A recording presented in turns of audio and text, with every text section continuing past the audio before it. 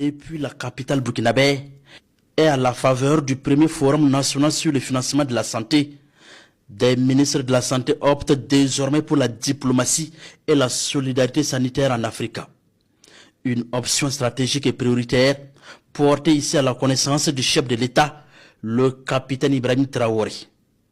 Ces ministres de la Santé du Sénégal, du Mali, du Tchad, du Niger, de la Sierra Leone, de la Gambie, du Burkina Faso portent désormais le combat du président du Faso pour l'union et la santé des peuples africains. La réaction du président m'a agréablement surpris parce que je ne savais pas que le président était aussi à l'aise sur les questions de santé. Et la vision qu'il a eu à décliner a été très claire pour son pays en matière de santé, mais aussi pour l'Afrique. Et cela montre que les problèmes de santé qui sont vécus dans les pays africains sont communs.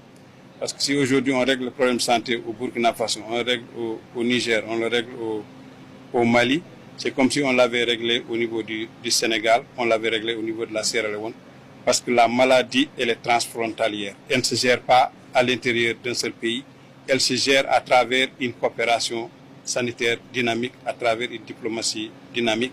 Et nous saluons le fait que le Burkina Faso est aussi en train de montrer la voie à suivre pour les États africains.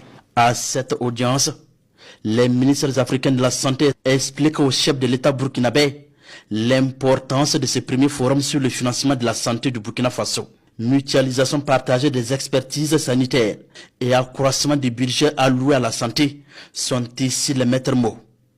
Au-delà de la mobilisation des ressources endogènes, le rendez-vous de Ouagadougou ouvre aussi la porte à des mécanismes innovants pour le renforcement de la résilience des systèmes sanitaires. Nous saluons le fait que le Burkina Faso est aussi en train de montrer la voie à suivre pour les États africains.